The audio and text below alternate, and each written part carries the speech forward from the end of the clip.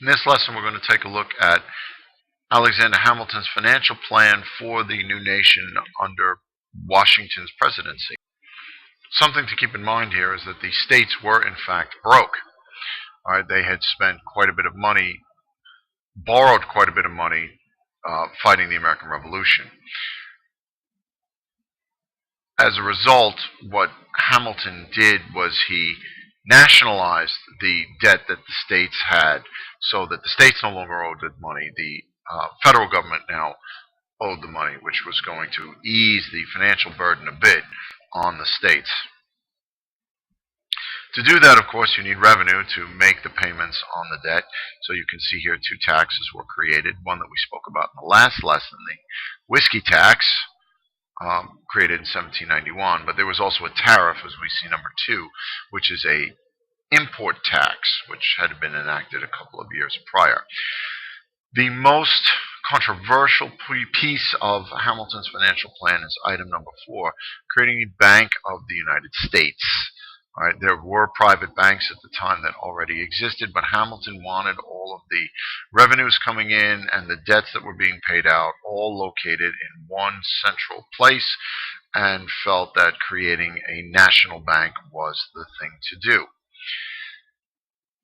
As word came out of this, particularly the national bank question, began to divide the nation, divide people in Washington's cabinet directly, and divide the nation along the following lines. There were people that felt that the Constitution limited the powers of the national government to what was listed in the Constitution. All right, the words on the page are the words on the page, so to speak. Simply put, the government did not have the power to create a national bank because it wasn't listed in the Constitution as a power for the national government. All right, these people that think like this are known as strict constructionists. Obviously, Alexander Hamilton's not going to think like this. All right, Thomas Jefferson is. We'll talk about that momentarily. Excuse me. Hamilton's view, which others shared at the time, was that the words of the Constitution were basically a framework upon which federal power could build. All right, so if the federal government felt it needed a national bank, Congress could pass a law creating a national bank. All right, partly using some of the flexible language like the Elastic Clause, which says that Congress shall have the power to make all laws necessary and proper for carrying out its foregoing powers. So stretching that language, the argument loose constructionists would make is that Congress does indeed have the authority to create the national bank. Ultimately, the result here is going to be the creation of our first political parties. Keep in mind, political parties are basically groups of like-minded people that believe that government should be run a certain way, that should do certain things, not do certain things. All right, so strict constructionists, Thomas Jefferson became their leader, and that political party became known as the Democratic Republicans. Right, loose constructionists, led by Alexander Hamilton, were known as Federalists. Excuse me. Most of the members of Washington's cabinet were Federalists. Of course, Thomas Jefferson, Washington's Secretary of State, was not. So the only president not to have been part of any political party was George Washington, because starting with John Adams, our second president, he was a Federalist.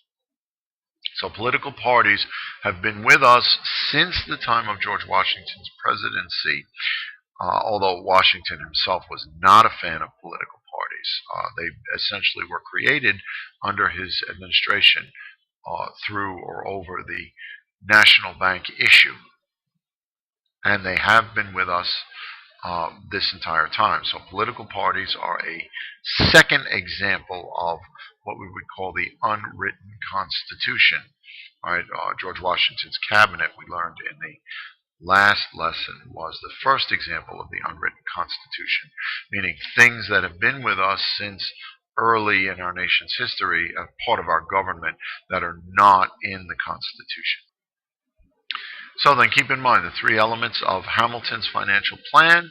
was the assumption of state debts by the federal government, two taxes, a tariff and a whiskey tax, and the creation of the national bank. All right, that last piece was the controversial piece because the question of whether or not the government had the authority to create a national bank. We will learn in a later lesson that the McCulloch versus Maryland Supreme Court case is going to answer this question definitively once and for all. As a result of the issue surrounding the national bank and the questions surrounding the national bank, uh, political parties are going to be created. And that brings us to the end of the financial plan for the nation.